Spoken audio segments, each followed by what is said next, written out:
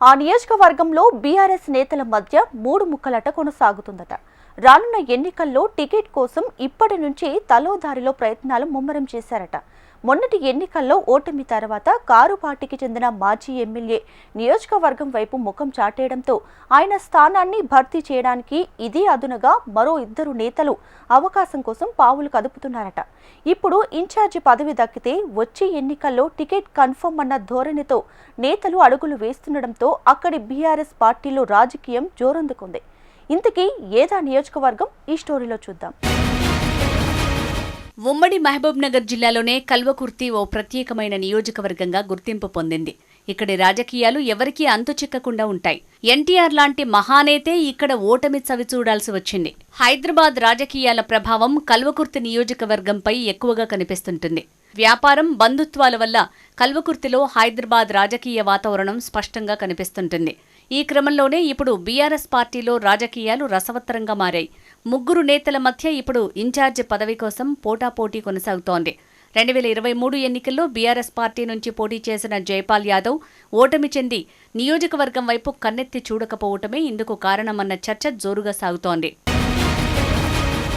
కల్వకుర్తి నియోజకవర్గం నుంచి 2 పర్యాయాలు ఎమ్మెల్యేగా గెలిచిన జైపాల్ యాదవ్ 2023 ఎన్నికల్లో కాంగ్రెస్ అభ్యర్థి కసిరెడ్డి నారాయణ రెడ్డి చేతిలో ఓటమి చెందారు. నాడు టీఆర్ఎస్ పార్టీ ఎమ్మెల్సీగా ఉన్న కసిరెడ్డి నారాయణ రెడ్డి 2023 ఎన్నికల ముందు పార్టీ మారి కాంగ్రెస్ పార్టీ నుంచి ఎమ్మెల్యేగా బరిలోకి దిగారు.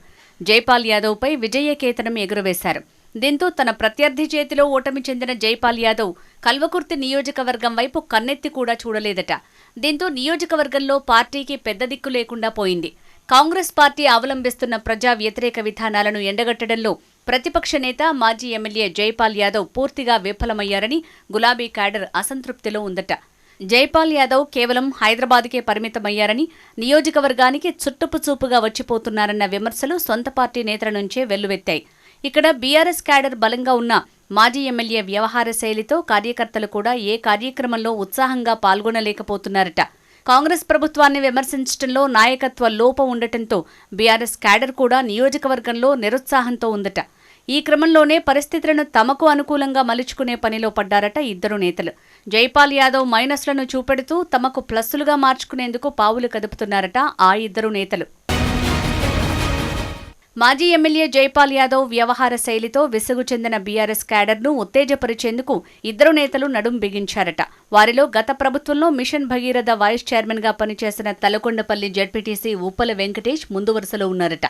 ఉప్పల వెంకటేష్ పేరు కల్వకుర్తి నియోజకవర్గంలో ప్రతి ఇంటిలో సుపరిచితం కావటం, ఓసీ వర్గానికి చెందిన ఉప్పాల వెంకటేష్ ఎప్పుడు బడుగు బలహీన వర్గాల ప్రజలతో మమేకమవుతూ వారికి ఆర్థికంగా, సామాజికంగా అండగా నిలుస్తున్నారని ప్రచారం ఉంది.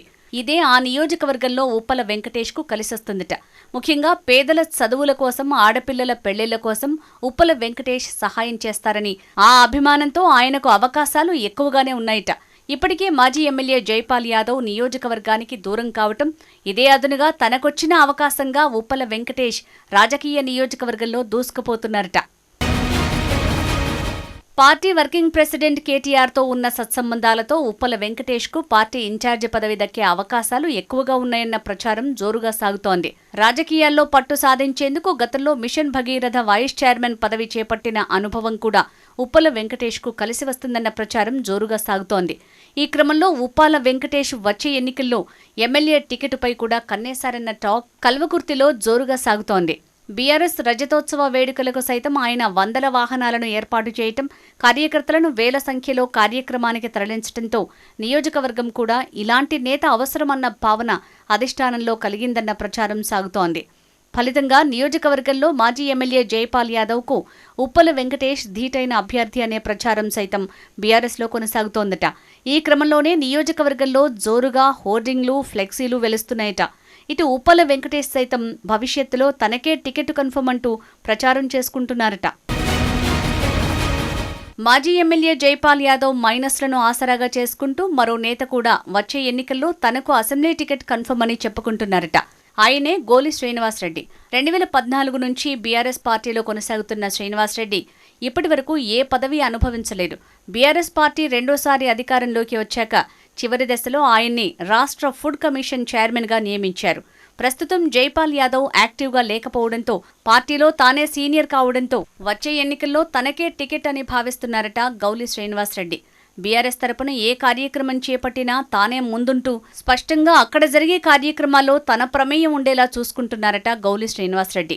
మాజీ ఎమ్మెల్యే జైపాల్ యాదవ్ మైనస్లను తిప్పికొడుతూ వచ్చే ఎన్నికలకు తాను సిద్ధమంటూ బహిరంగంగా బీఆర్ఎస్ కార్యకర్తలతో సమాలోచనలు చేస్తున్నారట. ఇలా ఇద్దరు దిగువ శ్రేణి నేతలు జైపాల్ యాదవ్ పై విమర్శలు చేస్తుండగా ఆ విమర్శలను జైపాల్ యాదవ్ వర్గం కొట్టిపారేస్తోందట. గత ఎన్నికల్లో బీఆర్ఎస్ పార్టీలో ఉన్న కోవర్టులే జైపాల్ యాదవ్ ఓటమికి కారణమని, బీసీ సామాజిక వర్గానికి చెందిన జైపాల్ యాదవ్ వచ్చే ఎన్నికల్లో మరోసారి విజయ ఢంకా మోగిస్తారని ఆయన వర్గం ప్రచారం చేస్తోందట.